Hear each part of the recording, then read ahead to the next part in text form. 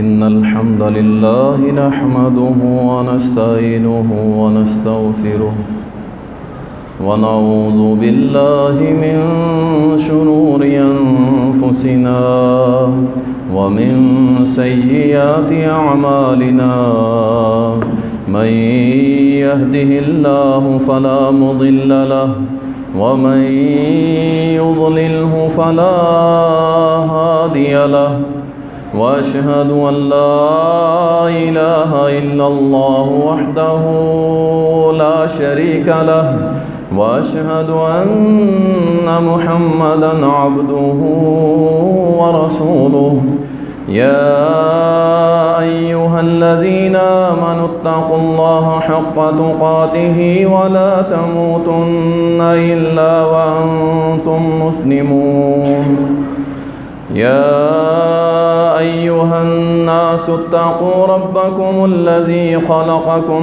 من نفس واحدة وخلق منها زوجها وبث منهما رجالا كثيرا ونساء واتقوا الله الذي تساءلون به والأرحام إن الله كان عليكم رقيبا يا أيها الذين آمنوا اتقوا الله وقولوا قولا سديدا يصلح لكم أعمالكم ويغفر لكم ذنوبكم ومن يطع الله ورسوله فقد فاز فوزا عظيما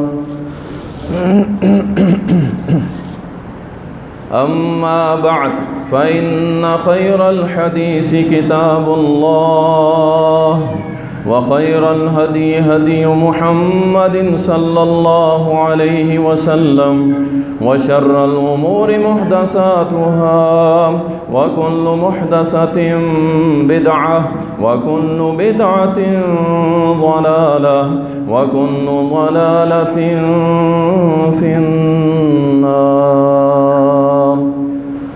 قال الله سبحانه وتعالى أعوذ بالله من الشيطان الرجيم يا أيها الذين آمنوا قوا أنفسكم وأهليكم نارا وقودها الناس والحجارة عليها ملائكة غلاظ شداد لا يعصون الله ما أمرهم ويفعلون ما يؤمرون. اللهم صل على محمد وعلى آل محمد كما صليت على إبراهيم وعلى آل إبراهيم إنك حميد مجيد. اللهم بارك على محمد وعلى آل محمد كما باركت على إبراهيم وعلى آل إبراهيم إنك حميد مجيد.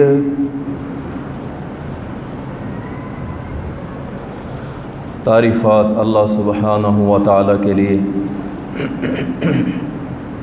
درود و سلام سید المرسلین، شافی محشر، ساقی کوثر، امام المجاہدین جناب محمد الرسول اللہ صلی اللہ علیہ وسلم پر بے شمار رحمتیں ہوں، صحابہ کرام رضوان اللہ علیہم اجمعین پر۔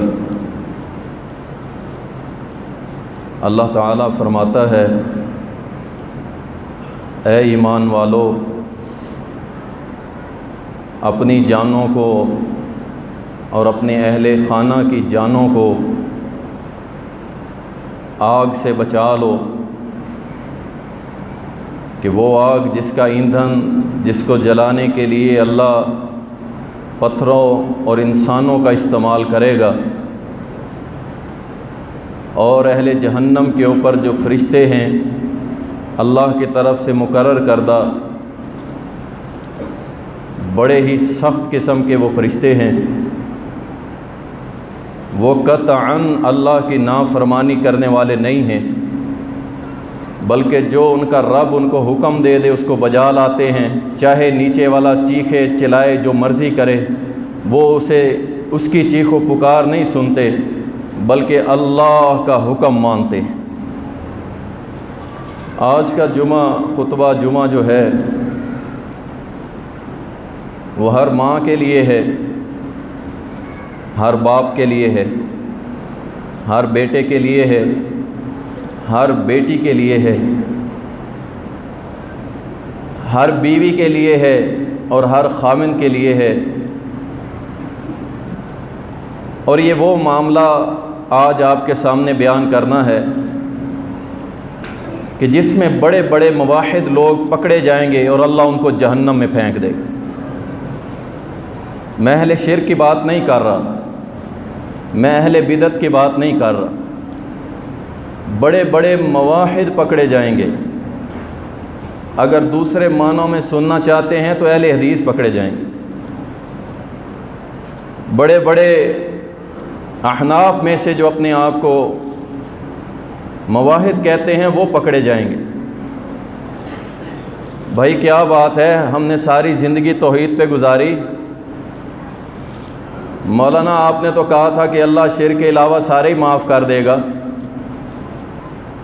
تو یاد رکھیں یہ دائمی جہنمی تو نہیں ہوگا، اپنی سزا بھگتنے کے بعد یہ اللہ کی جنت میں آ تو جائے گا، لیکن مالک سے دعا ہے کہ اللہ اپنی جہنم کی تپش سے بھی ہمیں محفوظ رکھے۔ ہم نہیں برداشت کر سکتے، چند مچھر کاٹ لیں تو ساری رات میں چلتے رہتے ہیں، ہم تو وہ ہیں، ہماری اوقات اور حیثیت اور طاقت یہ ہے اور ہماری باتیں بڑی بڑی ہوتی ہیں۔ حقوق العباد کے حوالے سے کچھ گزارشات رکھوں گا جس میں ہمارے اندر شدید کمی پائی جاتی ہے۔ اللہ کے نبی صلی اللہ علیہ وسلم نے فرمایا تم میں سے ہر ایک اپنی رعیت کا مسئول ہے اور قیامت کے روز اللہ تم سے سوال کرے گا۔ رعیت کیا ہوتی ہے؟ جو آپ کے زیر سایہ ہیں، آپ کے انڈر کام کر رہے ہیں، آپ کے گھر کے فیملی ممبر ہیں، آپ کی اولاد ہے، آپ جن کی سرپرستی کر رہے ہیں، ان سب کے بارے میں اللہ آپ سے سوال کرے۔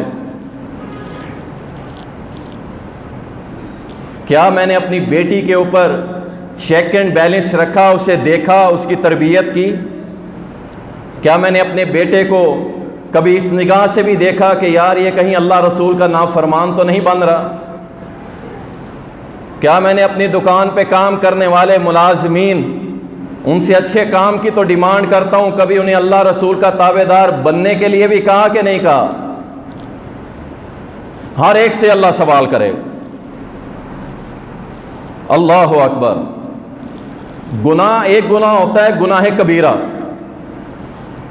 اللہ کے ہاں کوئی مسئلہ نہیں ہے، کوئی اس کی حیثیت نہیں، اللہ جسے چاہے معاف کر دے۔ دوسری گناہ کی جو قسم ہے وہ ہے حقوق العباد کے گناہ، جو لوگوں سے ریلیٹڈ ہوں گے۔ اللہ ایسے بندے کو نہیں چھوڑے گا جب تک کہ جس کے ساتھ زیادتی کی ہوگی وہ اس کا خمیازہ نہ بھگت لے، اللہ نہیں چھوڑے گا۔ ایک آدھ حدیث ملتی ہے وہ آپ کو آخر میں سنا دوں گا، لیکن اس امید پہ لوگوں کے حق کھانا نہ شروع کر دیجئے گا، بلکہ اللہ سے ڈرتے رہیں۔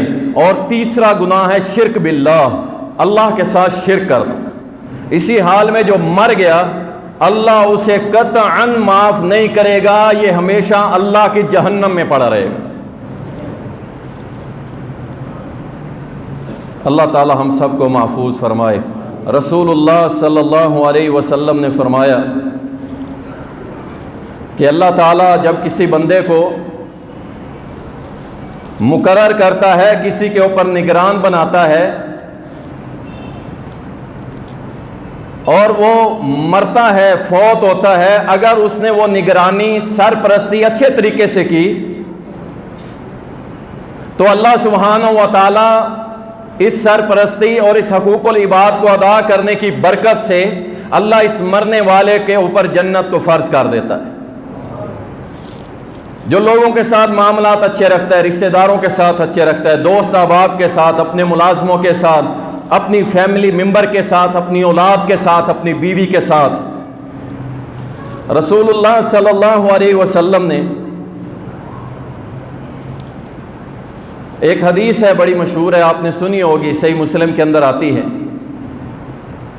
بس یہی سمجھ لیں کہ یہ حقوق العباد میں کمی رہ جانے کی وجہ سے بڑے بڑے لوگ پھنسیں گے، اور کتنے بڑے۔ فرمایا ہے میرے امت کے لوگوں، میرے صحابہ، تم جانتے ہو مفلس کون ہے؟ صحابہ نے عرض کی اللہ کے نبی جس کے پاس درہم دینار نہیں ہے۔ آپ نے فرمایا نہیں، میری امت کا مفلس وہ ہوگا جو قیامت کے روز احد پہاڑ جتنی نیکیاں لے کے آئے گا۔ احد پہاڑ جتنی نیکیاں، آپ کے ایک بندے کے بینک اکاؤنٹ میں 10 کروڑ یا 10 ارب روپیہ پڑا ہے، اور آپ کہیں کہ یہ غریب ہے، لوگ ہنسیں گے، کیسی بات کر رہا ہے؟ لیکن رسول اللہ صلی اللہ علیہ وسلم نے فرمایا یہ احد پہاڑ جتنی نیکیاں لے کے آئے گا، لیکن میری امت کا مفلس ترین شخص ہوگا، غریب ترین شخص ہوگا۔ صحابہ نے پوچھا اللہ کے رسول صلی اللہ علیہ وسلم وجہ کیا ہوگی؟ نبی صلی اللہ علیہ وسلم نے فرمایا اس کی نیکیاں تو زیادہ ہوں گی، لیکن جیسے یہ بخشش کے قریب ہونے لگے گا، اللہ کی جنت کے قریب ہونے لگے گا، اچانک ایک شخص آئے گا، آ کے کہے گا اللہ اس نے مجھے گالی دی تھی، اللہ فرمائے گا اس کی نیکیوں میں سے لے لے۔ اللہ اس نے مجھے تھپڑ مارا تھا، اللہ فرمائے گا اس کی نیکیوں میں سے لے لے۔ اللہ اس نے میرا حق کھا گیا تھا، اللہ فرمائے گا اس میں سے لے لے۔ حتیٰ کہ ہر بندہ اس کی نیکیوں میں سے اپنا اپنا حصہ لیتا رہے گا، حتیٰ کہ اس کی نیکیاں ختم ہو جائیں گی، لیکن لینے والے اور بھی کھڑے ہوں گے۔ اپنی زبانوں کو سنبھالو مسلمانوں، اپنے ہاتھوں کو سنبھالو، اپنی زبانوں کو سنبھالو۔ اللہ اکبر۔ نبی صلی اللہ علیہ وسلم نے فرمایا اور آئیں گے لوگ، اللہ ہمارے اوپر بھی ظلم و زیادتی کی تھی، اللہ فرمائے گا اب اس کے پاس نیکیاں نہیں ہیں، ایسے کرو تم اپنے گناہ اس کے اوپر ڈالتے جاؤ، اور وہ گناہ احد پہاڑ جتنے ہوں گے جو چند منٹ پہلے جنت میں داخل ہونے والا تھا، اللہ کے نبی نے فرمایا اس کے گناہ اتنے بڑھ جائیں گے، اتنے بڑھ جائیں گے کہ اللہ اس کو جہنم میں پھینک دے۔ یہ ہے وہ اصل چیز۔ نمازیں گئی، روزے گئے، زکاتیں گئی، حج گیا، عمرہ گیا، سب ختم، تمہاری نیکیاں کوئی اور لے گیا۔ عاملۃ ناصبہ تصلی نارا حامیہ، عمل کر کر کے تھکا ہوا بیچارہ یہ گیا، اور اللہ نے اس کے عمل ہی مٹا دیے، ختم کر دی، کہانی اس کی ختم ہوگی، الٹا جہنم میں چلا گیا۔ اللہ اکبر۔ رسول اللہ صلی اللہ علیہ وسلم نے مثال دیتے ہوئے سمجھایا کہ قیامت کے روز اللہ ہر کسی کو اس کا حق دلوائے گا، اور اس کی مثال دی، فرمایا ایک سینگ والی بکری اگر بغیر سینگ والی کو مارتی ہے، اللہ اس سینگ والی سے حساب دلوائے گا بغیر سینگ والی کو۔ اتنی باریکی سے حساب ہوگا حقوق العباد کے معاملے۔ ہماری تو زبانیں بھی چلتی ہیں، ہاتھ بھی چلتے ہیں، ہماری مائیں بہنیں جب مل بیٹھتی ہیں تو غیبت کی انتہا کر دیتی ہیں، بہتان کی انتہا کر دیتی ہیں، جھوٹ و فریب کی انتہا کر دیتی ہیں، اور پرواہ کوئی نہیں ہوتی، حتیٰ کہ کفارہ مجلس کی دعا ہی نہیں پڑتی، یا جاتے ہوئے یہ کلمات کہہ دیں کہ چلو اللہ اسے بھی معاف کرے، اللہ ہمیں بھی معاف کرے، ہم نے بھی گناہ کر لیے، اللہ ہمیں بھی معاف کر دے، چلو کچھ نہ کچھ تو اللہ کے سامنے نہیں۔ ہم اس قدر دیدہ دلیری سے غیبت، چغلی، فریب، جھوٹ بولتے ہیں، واللہ اس کے بعد ہمیں ندامت ہی نہیں ہوتی۔ یہ سب سے خطرناک عمل ہے۔ رسول اللہ صلی اللہ علیہ وسلم نے فرمایا ایک مسلمان کے دوسرے مسلمان کے اوپر 6 حق ہیں۔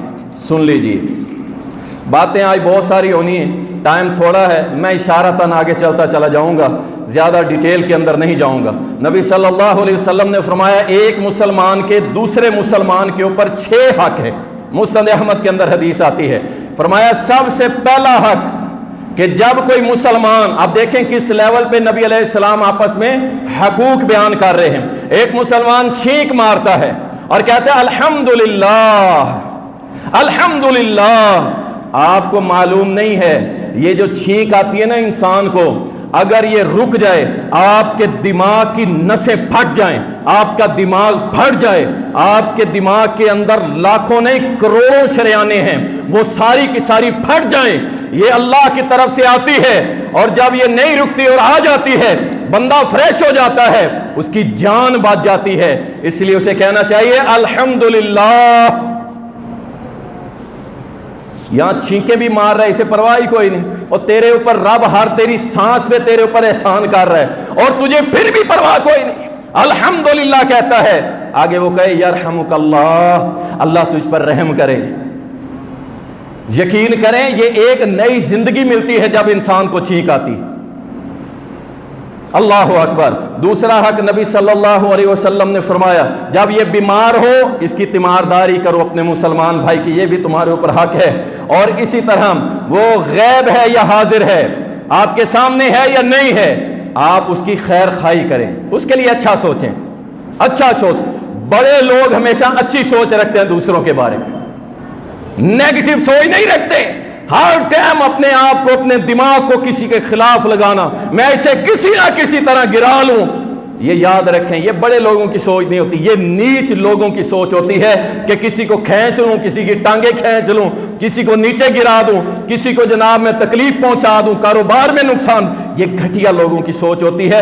اعلیٰ ظرف وہ ہوتا ہے وہ میرے سامنے ہے یا نہیں، میرا رشتہ دار ہے یا نہیں، میں اس کے لیے جب بھی سوچوں گا اچھا سوچوں گا، یہ اچھے لوگوں کی نشانی ہوتی ہے۔ اور چوتھے نمبر پہ فرمایا جب مسلمان ملے تو السلام علیکم کہا کرو، آپس میں ملنے سے پہلے سلام کو کیا کرو، یہ بھی تمہارا حق ہے۔ کوئی مسلمان تمہیں دعوت دے اس کی دعوت کو قبول کیا کرو۔ اور اس کے بعد رسول اللہ صلی اللہ علیہ وسلم نے فرمایا جب وہ فوت ہو جائے اس کے جنازے میں شریک ہوا کرو۔ یہ مسلمانوں کے آپس میں حقوق ہیں، ان میں سے اکثر ہم ادا نہیں کرتے، پرواہ کوئی نہیں ہمیں۔ رسول اللہ صلی اللہ علیہ وسلم نے فرمایا، مسند احمد کے اندر حدیث آتی ہے، ابو سعید خدری رضی اللہ تعالیٰ بیان کرتے ہیں، فرمایا جس نے 3 بیٹیاں یا 3 بہنیں یا 2 بیٹیاں اور 2 بہنیں، سبحان اللہ، 3 بیٹیاں یا 3 بہنیں، آپ نے اکثر 3 بیٹیوں کا سنا ہوا ہے، یہ بھی حدیث مبارکہ میں آتا ہے، 3 بیٹیاں یا 3 بہنیں، 2 بیٹیاں یا 2 بہنیں، ان کی پرورش کی، ان کے حقوق کا خیال رکھا، ان پہ احسان کیا، نیکی کی، ان کی پرورش کر دی۔ رسول اللہ صلی اللہ علیہ وسلم نے فرمایا ان کے حق کا خیال رکھنے کی برکت سے اللہ اس شخص کو جنت میں داخل کر دے۔ یہاں عجیب ماحول بن گئے، بہنیں بیچاری رو رہی ہوتی ہیں، بھائی کہتے ہیں ہمارا ٹھیکے، انا للہ و انا الیہ راجعون۔ کائنات کے حبیب محمد الرسول اللہ صلی اللہ علیہ وسلم کی سکی کوئی بہن نہیں تھی، اور دائی حلیمہ کا نام تو سنا ہوگا آپ نے، رضی اللہ تعالیٰ عنہ۔ اللہ کی قسم کائنات کے عظیم ترین لوگوں میں سے ایک اماں حلیمہ ہے، جس نے پیارے نبی صلی اللہ علیہ وسلم کا بچپن اپنی گود میں، سبحان اللہ، کبھی کپڑے پہنائے، کبھی ان کو نہلایا، کبھی ان کے ساتھ لاڈ کیا، پیار کیا، سلایا، اٹھایا، جتنا رج کے حلیمہ نے سینہ ٹھنڈا کیا اللہ کی قسم شاید ہی کسی نے کیا۔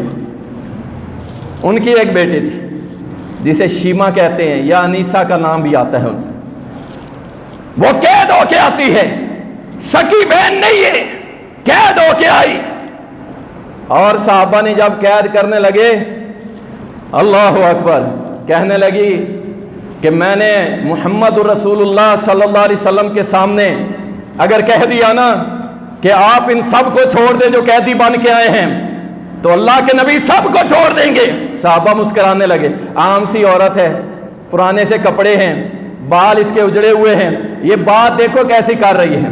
نبی کائنات صلی اللہ علیہ وسلم تک بات پہنچ، سن لو بہنوں سے بھاگنے والوں، اللہ تمہارا رزق بھی کم کر دے گا، تمہارے مال میں برکت بھی نہیں دے گا، اور یہ شرعی مسئلہ ہے۔ جب ماں باپ فوت ہو جائیں ذمہ داری بھائیوں پہ آ جاتی ہے، اور تم اس بیچاری کو کہتے ہو مرتی مر جائے میرا کیا ہے، اور اللہ تجھے ہی مار دے تو تیرے بچے یتیم ہو گئے تو ان کا کیا ہوگا؟ کائنات کے حبیب کو پتہ چلا کہ کوئی عورت ایسے کہہ رہی ہے. آپ نے فرمایا بلا کے لاؤ. جب قریب آئی تو کہنے لگی اللہ کے نبی یہ میرے بازو پہ نشان ہے, بچپن میں آپ نے میرے بازو پہ کاٹا تھا, آج تک نشان ہے. میں آپ کی رضائی بہن, ہم دونوں نے ایک ہی ماں کا دودھ پیا ہے, حلیمہ کا. اللہ اکبر. کائنات کے حبیب محمد الرسول اللہ صلی اللہ علیہ وسلم نے اپنی چادر مبارک اتاری اور نیچے بچھا کے فرمایا میری بہن تو اس پہ بیٹھ. عرض کی اللہ کے نبی سب کو معاف کر دے. فرمایا میری بہن کہہ رہی ہے سب کو معاف کر دو, سب کا مال واپس کر دو. اور یہاں بہنوں کی اہمیت ہی کوئی نہیں.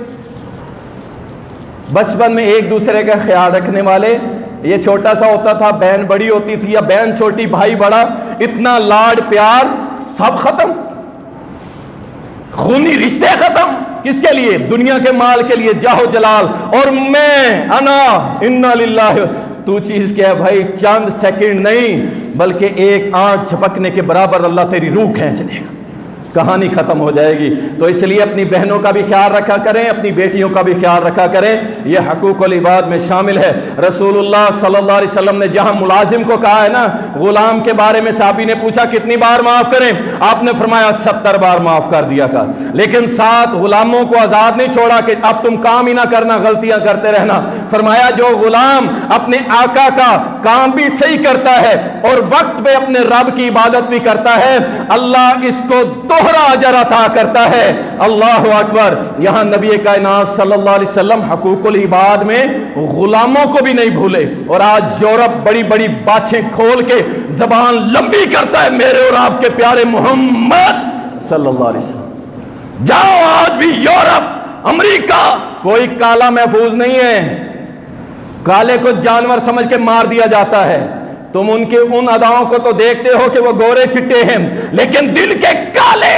اور یہاں پہ کائنات کے حبیب محمد الرسول اللہ صلی اللہ علیہ وسلم, اسلام کا پہلا مؤذن, سبحان اللہ, میرے اور آپ کے سردار سیدنا بلال رضی اللہ تعالی, چلتے زمین پہ قدموں کی آواز اللہ کی جنت میں آتی. یہ تھے میرے نبی.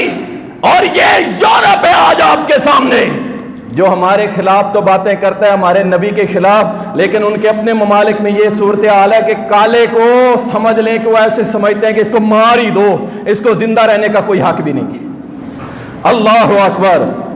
رسول اللہ صلی اللہ علیہ وسلم نے حقوق العباد کے اندر اس کا بھی تذکرہ کیا.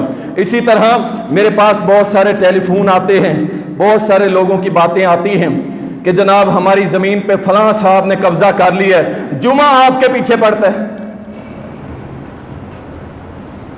اللہ اکبر. یہ کوئی بڑی بات نہیں ہے, میرے پیچھے جمعہ پڑتا ہے تو اس میں میرا قصور تو نہیں ہے. میرا کام کیا ہے؟ فذکر انما انت مذکر لست علیہم بمسیطر. میرا کام ہے نصیحت کر دینا, بتا دینا.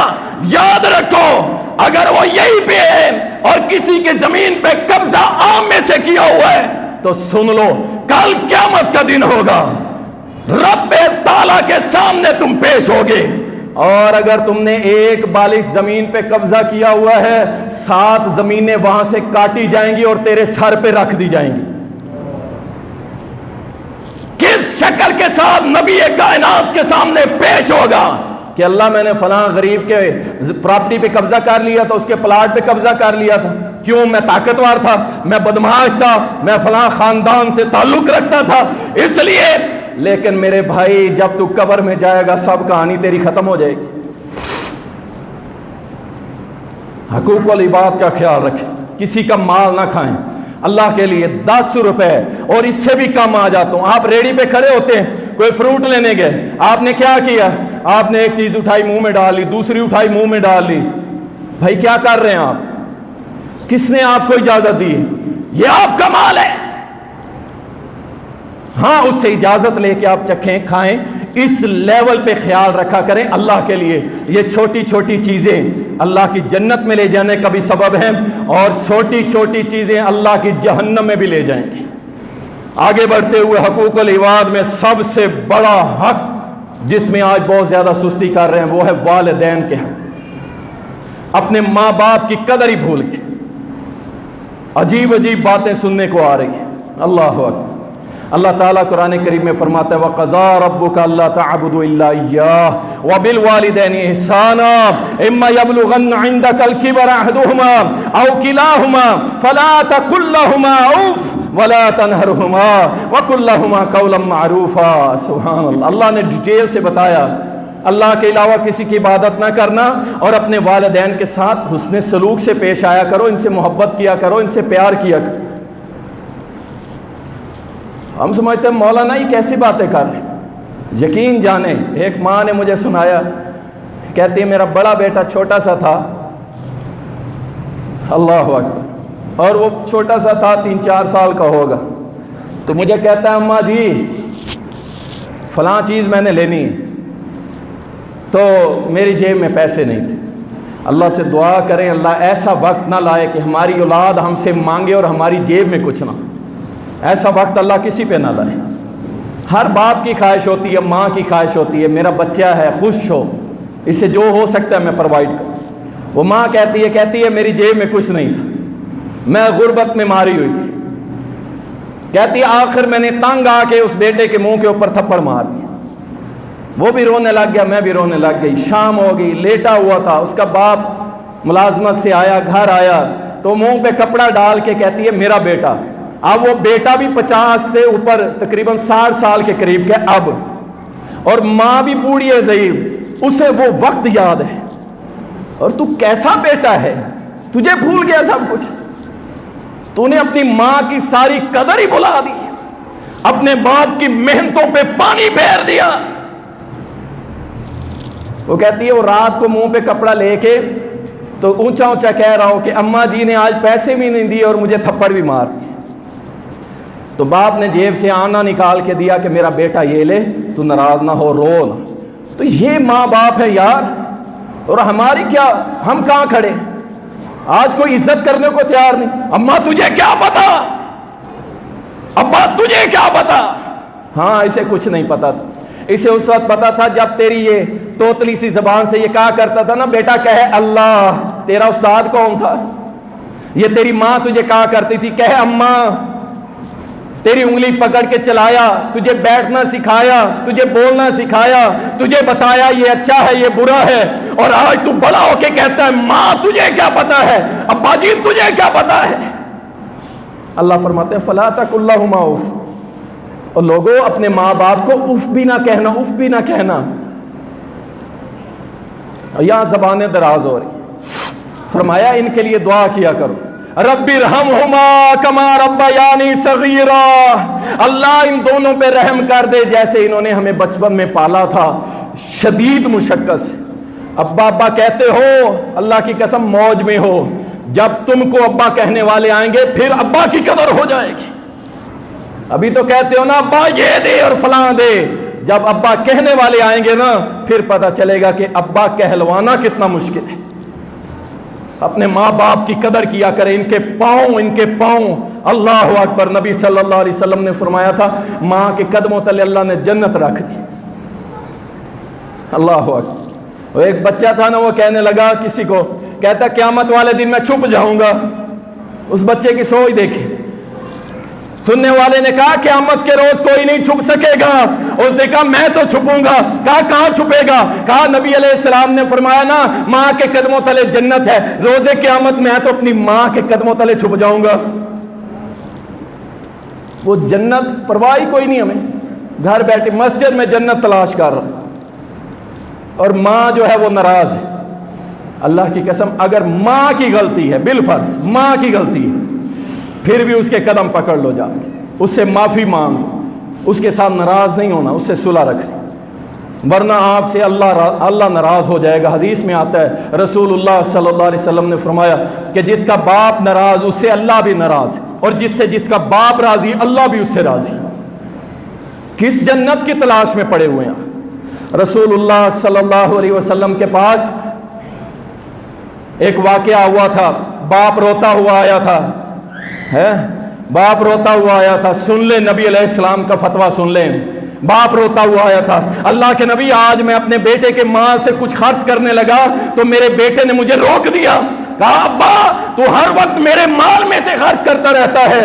اللہ کے نبی میرا حق کوئی نہیں ہے اس پہ، میرا حق کوئی نہیں ہے اس پہ، رو رہا تھا نبی صلی اللہ علیہ وسلم۔ اور وہ صحابی کو، اس کے بیٹے کو بلایا گیا، جب بلایا گیا پوچھا، کہا اللہ کے نبی یہ میرے مال سے میری اجازت کے بغیر کھا پی لیتے ہیں، مال استعمال کر لیتے ہیں۔ نبی کائنات صلی اللہ علیہ وسلم نے فرمایا اچھا سن لے، یہ محمد الرسول اللہ کا فتویٰ ہے صلی اللہ علیہ وسلم۔ فرمایا تو بھی اس کا، تیرا سارا مال بھی اس کا، یہ جو چاہے تیرے مال میں سے استعمال کرے، یہ اس کا حق ہے، یہ اس کا مالک ہے۔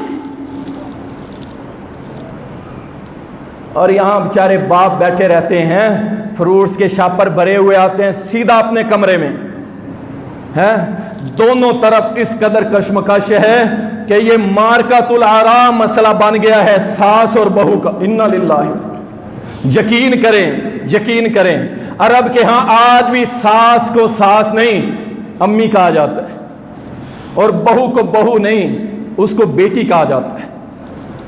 جب یہ دونوں معاملات سیدھے ہو جائیں نا کہ وہ اس کو ماں سمجھے اور وہ اس کو اپنی بیٹی سمجھ لے، تو اللہ کی قسم سارے مسئلے ہی حل ہو جائیں۔ اور یہ بیچارہ نوجوان بیچ میں لٹکا ہوتا ہے، اگر ماں کی طرف جائے تو بیوی ناراض، بیوی کی طرف جائے تو ماں ناراض، وہ کہتا ہے جی میں کیا کروں، انا للہ و انا الیہ راجعون۔ یہ مسائل ہمارے گھروں میں بن چکے ہیں، بیٹا بیچارہ پریشان، اللہ اکبر۔ اور اگر بہو اچھی ہے تو ساس کہتی ہے اس کی ایسی کی تیسی، اور اگر ساس اچھی ہے تو بہو بیچاری بہو جو ہے وہ کہتی ہے ساس کی ایسی کی تیسی۔ انا للہ، یہ ہمارے مسلم گھرانے ہیں، اللہ کی قسم یہ کسی کافر کو پتہ چل جائے نا کہ مسلمانوں کے گھروں میں ایسا کام ہوتا ہے، وہ کبھی اسلام قبول کرنے کو بھی نہ آئے۔ یہ حالات بنا دیا، ماں ماں ہے، بیوی بیوی ہے، سب کے اپنے اپنے درجے ہیں، سب کے اپنے اپنے حقوق ہیں۔ آپ معتدل ہو کے سب کو ان کی جگہ پہ رکھیں، اللہ سے ڈرتے ہوئے انشاءاللہ تعالی معاملات خراب نہیں ہوں گے۔ رسول اللہ صلی اللہ علیہ وسلم نے فرمایا، صحیح بخاری کے اندر آتا ہے کہ تم پہ اپنی ماں کی نافرمانی اللہ نے حرام کر دی ہے، اور یہ بھی تم پہ حرام کر دیا ہے کہ تم اپنے ماں باپ سے نجائز مطالبے کرو، نجائز مطالبے۔ ایویں ماں باپ کو پریشرائز کیا ہوا ہے، میرا یہ کام کرو نہیں تو میں زہر کھا لوں گا، نہیں تو میں گاڑی کے نیچے سر دے دوں گا۔ انا للہ، یہ حرام ہے، یقین کریں۔ جو ماں باپ کی رینج میں نہیں ہے اور جائز نہیں ہے چیز، اور تم ضد کرتے ہو کہ ہمیں لے کے دو، تو یاد رکھیں یہ شریعت نے اس کو حرام قرار دیا ہے، جائز قرار نہیں دیا۔ والدین کا احسان جانیں، ان کی خدمت کیا کریں۔ آگے چلتے ہیں، اولاد کے حقوق، قوا انفسکم واہلیکم نارا۔ اولاد کے حقوق کیا ہیں؟ 7 سال کا بچہ ہو، نماز کے لیے اس کی تربیت شروع کر دیں، ساتھ لے جائیں، کبھی گھر پڑھا دیں، کبھی مسجد لے آئیں، اس طرح اسے عادت ڈالیں۔ 10 سال کا ہو، سختی شروع کریں، سختی شروع کی، یہ کوئی محبت نہیں ہے۔ 10 سال کا ہوا ہے اس سے سختی، اٹھ جا نماز پڑھنی، ماں کہے گی نہیں سونے دے، اگر ماں اٹھاتی ہے باپ کہتا ہے ابھی بچہ، بھائی بچہ نہیں، اس کے اوپر سختی کرو، اس کی جنت کے لیے ضروری ہے۔ رسول اللہ صلی اللہ علیہ وسلم نے فرمایا اپنی اولاد پہ خرچ کرو۔ دیکھیں میرے بھائی توجہ کرے میری طرف، اپنے بچوں پہ خرچ کرنے میں کنجوسی نہ کرنا، صاحب استطاعت جتنی استطاعت ہے اپنے بچوں پہ خرچ کرو، اللہ اجر بھی دے گا، اور آپ کے بچے آپ کے تابع دار بنیں گے، آپ سے محبت کرنے والے، ان کے اوپر خرچ کرو، اچھی جگہ پہ خرچ کرو۔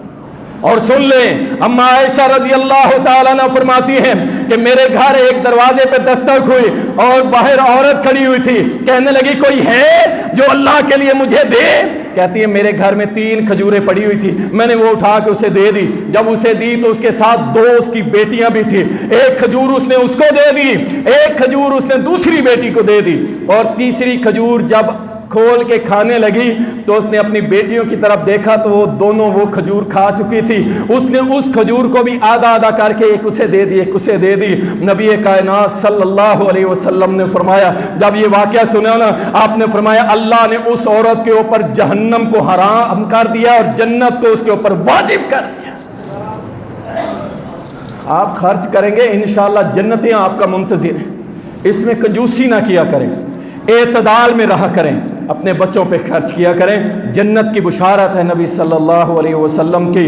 اور اسی طرح نبی علیہ السلام نے فرمایا جس نے 3 یا 2 بیٹیاں، سبحان اللہ، اور جن کو بیٹیوں کی پیدائش ہوتی ہے اور رنگ کالے پڑ جاتے ہیں، وہ غور سے سن لیں، اب بھی حالات ایسے ہی، بیٹی پیدا ہو جائے میسج پہلے سٹیٹس لگائے گا بیٹا، وہ چاہے بڑا ہو کے جوتے مارے سٹیٹس لگائے گا میرا بیٹا ہو گیا، میرا بیٹا ہو گیا، اور جب بیٹی پھر منہ بند، آنکھیں بند، سٹیٹس بند، میسنجر بند، سارا کچھ بند، صفحے ماتم، یہ کیا ہو گیا؟ انا للہ و انا الیہ راجعون۔ اور یہ بیٹیاں ان کو ملا کرتی ہیں جن سے رب محبت کرتا ہے۔ اللہ اکبر، یہ تو اللہ کی رحمت ہے۔ فرمایا جس نے 2 بیٹیوں کی پرورش کی، 2 بیٹیوں کی اچھی پرورش کی، کل قیامت کے روز ایسے ہوگا جنت میں میرے ساتھ جیسے یہ 2 انگلیاں آپس میں جڑی۔ کمال کرتے ہیں آپ، چہرے کالے پڑ جاتے ہیں، اور بہت ہی کوئی لاڈ کرنے والا ہو تو رخصتی ٹائم اسے جہیز دے دیتا ہے، وراثت نہیں دیتا۔ اور یہ میری بات سن لیں، یہ تجربے کی بات ہے، معاشرے سے اخذ شدہ بات ہے۔ جو شخص اپنی بہن کا حصہ کھا جاتا ہے، اپنی بیٹی کا وراثت میں حصہ کھا جاتا ہے، وہ دنیا میں ذلیل ہو جاتا ہے، اللہ اس کا سارا مال برباد کر دیتا ہے۔ یاد رکھ لیں، یہ معاشرے میں ہم نے دیکھا ہے، اس کا مال برباد ہو جاتا ہے۔ بیٹیوں کو وراثت میں حق دیں، بہنوں کو پورا پورا حق دیں جو ان کا بنتا ہے، انشاءاللہ اللہ آپ کے مال میں کمی نہیں آنے دے گا۔ آپ کہاں بیٹھے، آپ نے اللہ کی فرما برداری کی ہے، اور جو اللہ کا حکم مانے اللہ اسے کبھی ذلیل و رسوا ہونے دیتا نہیں ہے۔ اللہ اکبر، آگے چلتے ہیں۔ رسول اللہ صلی اللہ علیہ وسلم نے بیوی کو بھی مقام دیا، بیوی کو۔ یہ جو آنٹیاں پھر رہی ہے نا، میرا جسم میری مرضی، قبر میں جائیں گی نا، ہڈیاں کوڑا جسم تے کیڑی مرضی، سب ختم، سب لٹ پٹ جائے گا۔ کائنات کے حبیب محمد الرسول اللہ صلی اللہ علیہ وسلم نے اس عورت کو اللہ کے حکم سے وہ مقام دیا۔ اللہ کی قسم آج بھی میں چیلنج کرتا ہوں، دنیا کے کسی مذہب میں، کسی مذہب کے اندر وہ مقام نہیں جو اسلام نے آج بھی عورت کو دیا۔ نبی کائنات صلی اللہ علیہ وسلم نے فرمایا دنیا کا بہترین مال نیک بیوی ہے، نیک بیوی۔ اللہ اکبر۔ اور رسول اللہ صلی اللہ علیہ وسلم نے فرمایا تم میں بہترین شخص وہ ہے جو اپنے گھر والوں کے ساتھ اچھا ہے۔ باہر تو بھائی ہم سارے مولانا ہیں، داڑیاں ماشاءاللہ، نمازیں، رفیہ دین، آمین، سب کچھ، لیکن گھر میں بیوی تنگ، بچے ہم سے تنگ، بہن بھائی ہم سے تنگ، ماں باپ ہم سے تنگ۔ یہ کون سی باتیں کر رہا میرا بھائی؟ فرمایا تم میں بہترین وہ شخص ہے جو اپنے گھر والوں کے ساتھ اچھا ہے۔ رسول اللہ صلی اللہ علیہ وسلم نے فرمایا اپنے گھر والوں سے بہترین وہی ہے جو اپنے گھر والوں سے اچھا ہے۔ یاد رکھیں، اپنی بیوی سے پیار کریں، اس کا نان و نفقے کا خیال رکھیں۔ جیسا لباس آپ پہنتے ہیں نا، یعنی 1000 کا سوٹ پہنتے ہیں، اسی رینج میں اپنی بیوی کو بھی لے دیں۔ آپ اچھا کھاتے اسے بھی کھلائیں، ٹھیک ہے نا، آپ جیسا پہنتے ہیں اسے بھی پہنائیں۔ لیکن اگر وہ اللہ رسول کی نافرمانی کرے، پھر کوئی لاڈ نہیں، کوئی پیار نہیں۔ پھر سن لیں، اگر بیوی کی آپ نان و نفقے کا خیال رکھتے ہیں، خود بھی شریعت پہ عمل کرتے ہیں، اور وہ اللہ رسول کی نافرمانی کرنے لگے، پھر کوئی لاڈ نہیں، کوئی پیار نہیں۔ یاد رکھیں، اللہ رسول سے بہتر اور افضل کوئی نہیں ہے۔ یہ نہ پھر آپ بھی اس کے ساتھ بیٹھ کے فلمیں دیکھ رہے ہوں، آپ بھی گانے سن رہے ہوں، آپ بھی اس کے ساتھ شرارتی اور شیطانی چرخوں میں لگے ہوں، پھر آپ کی بات نہیں سنی جائے گی۔ یاد رکھیں، بیوی کے حقوق اللہ نے آپ پہ لگائے ہیں اور اس کو پورا کیا کریں۔ اور دوسری بات یہ بھی سن لیں، اگر کوئی اپنی بیوی کا ہاتھ بٹاتا ہے، یہ معاشرہ گندا ہو چکا ہے، گندا۔ بیوی کے ساتھ اگر کوئی ہاتھ بٹاتا ہے، اس کو ران مرید کہہ دیا جاتا ہے۔ دیکھو جی، یہ تو گھر میں جھاڑو دے رہا تھا، دیکھو جی، یہ تو گھر میں کپڑے دھو رہا تھا، دیکھو جی، انا للہ و انا الیہ راجعون۔ محمد الرسول اللہ کے بارے میں تمہارا کیا خیال ہے؟ لگاؤ حکم، نعوذ باللہ کہو پھر اپنے نبی کو کہ وہ بھی ران مرید تھے۔ یعنی یہ گھٹیا جملہ کسا جاتا، ایسی بات نہیں میرے بھائی۔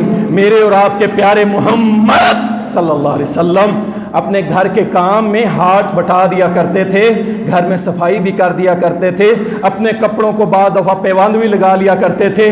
تو ایسے معاملات میں اگر کوئی اپنی بیوی کا ساتھ دیتا ہے، میں سمجھتا ہوں ساتھ نہ دینے والے سے وہ افضل ہے۔ اور اللہ اس کو اجر دے گا۔ رسول اللہ صلی اللہ علیہ وسلم نے فرمایا جو اپنی بیوی کو پانی پلاتا ہے اللہ اسے اجر عطا کرتا ہے۔ صحابی نے سنا، گھر چلا گیا اور جا کے پیالے میں پانی بھر کے اپنی بیوی کو دیا۔ بیوی دیکھنے لگی خیر ہے، انہوں نے کہا پیارے محمد صلی اللہ علیہ وسلم نے فرمایا بیوی کو پانی پلاؤ اللہ اجر دیتا ہے، میں نے اپنے نبی کا حکم مانتے ہوئے تجھے پانی پلا دیا۔ صحابہ تو یہ تھے، ایک طرف حکم آیا دوسری طرف سر جھکا لیا کرتے تھے۔ اور یہاں ہماری حالت یہ ہے جو سنت پہ عمل کرے ہم اسے کوئی ران مرید کہتا ہے، کوئی کہتا ہے بیوی کے نیچے لگا ہوا ہے، کوئی کچھ کہتا ہے کوئی کچھ، حتیٰ کہ معاملہ یہاں تک آتا ہے وہ سیدھا ہو کے کھڑا ہو جاتا ہے اور بیوی کو طلاق دے کے اس کے گھر بھیج۔ مجرم ہے اللہ کی قسم یہ لوگ جو ایسی باتیں کرتے، اللہ رسول کے مجرم، اللہ اکبر۔ اور اس کے بعد خامن کے حقوق، جہاں بیوی کے حقوق ہیں، اب یہ نہیں کہ خامن ختم، اس کی کوئی ویلیو نہیں، کوئی حیثیت نہیں۔ رسول اللہ صلی اللہ علیہ وسلم کی زوجہ محترمہ مومنوں کی ماں اماں عائشہ فرماتی ہیں او عورتوں اگر تمہیں اپنے مردوں اپنے خامدوں کی عزت اور مقام کا پتہ چل جائے اپنے گالوں کے ساتھ اپنے خامدوں کے پاؤں سے لگی ہوئی مٹی تم صاف کرو۔ اور کائنات کے حبیب محمد الرسول اللہ صلی اللہ علیہ وسلم نے فرمایا اگر میں کسی کو حکم دیتا اللہ کے علاوہ کسی کو حکم دیتا کہ اس کو سجدہ کرے تو میں بیوی کو حکم دیتا وہ اپنے خامن کو سجدہ کرے۔ مقام دیکھیں خامن کا۔ اور یہاں کئی عورتیں انا للہ و انا الیہ راجعون وہ کہتی ہیں میں نے اسے ایسی لگام ڈالی ہوئی ہے سر ہلانے سر کھجانے کا ٹائم نہیں ملتا، بڑے فخر سے میں اسے جوتی کی نوک پہ رکھتی ہوں، میں نے اسے دبا کے رکھا ہوا ہے۔ کون سا تو نے بڑا کام کر رکھا ہوا ہے؟ سن لے نبی صلی اللہ علیہ وسلم نے فرمایا کہ جس کا خامند اس سے ناراض ہے جائز معاملے کے اندر ناراض ہے اللہ اس کی نماز سر سے اوپر نہیں جانے دیتا، یعنی اللہ اس کی نماز ہی قبول نہیں کرتا۔ اور اگر خامند راضی ہے تو نبی صلی اللہ علیہ وسلم نے فرمایا اللہ قیامت کے روز 8 جنت کے دروازوں سے پکارا جائے گا کہ فلاں کی بیوی اللہ تو اس سے راضی ہے آج جنت میں داخل ہو جائے۔ اور اگر خامند ناراض ہے جائز معاملے کے اندر فرمایا ساری رات فرشتے اس کے اوپر لعنت کرتے ہیں ایسی عورت، نہ نمازیں لعنتیں فرشتوں کی۔ اگر لے کے یہ کہتی ہے میں نے خامن کو اپنے نیچے لگایا ہوا ہے تو یہ عزت والی عورتوں کی علامت نہیں ہوتی۔ عزت والی عورتیں اپنے خامن کو ہمیشہ اپنے سر کا تاج سمجھتی، پاؤں کی جوتی نہیں سمجھا کرتی۔ تو یہ دونوں طرف معاملات جو ہیں یہ خراب ہوتے ہیں اس وجہ سے کہ وہ اس کو نیچا دکھانے کے چکروں میں ہوتا ہے وہ اس کو۔ اس کے بعد رشتہ دار، بڑا اہم معاملہ میرے بھائی، اپنے رشتہ داروں سے جوڑنے کی کوشش کیا کریں، تھوڑی بات کو تھوڑا کیا کریں، زیادہ وضاحتیں ایک دوسرے کی جناب اس نے یہ کہا میں نے یہ کہا پھر اس کی تشریحات وہ جناب پتہ نہیں کہاں پورے قبیلے دو ٹکڑے ہو جاتے ہیں۔ نبی کائنات صلی اللہ علیہ وسلم کے پاس ایک صحابی آیا، عرض کی اللہ کے نبی میں اپنے رشتہ داروں سے جوڑتا ہوں وہ میرے ساتھ توڑ لیتے ہیں، میں ان سے اچھا سلوک کرتا ہوں وہ میرے ساتھ بد سلوکی کرتے ہیں۔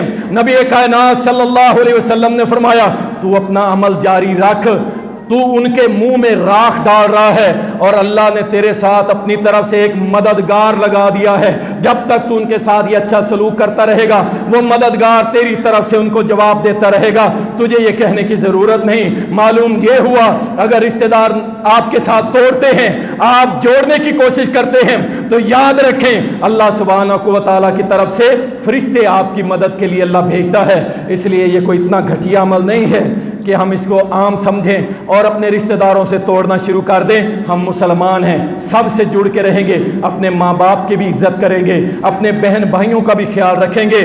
یاد رکھیں آپ کے صدقات آپ کی خیرات کا سب سے زیادہ مستحق آپ کے قریبی رشتہ دار ہیں، آپ کے عزیز و اقربا ہیں۔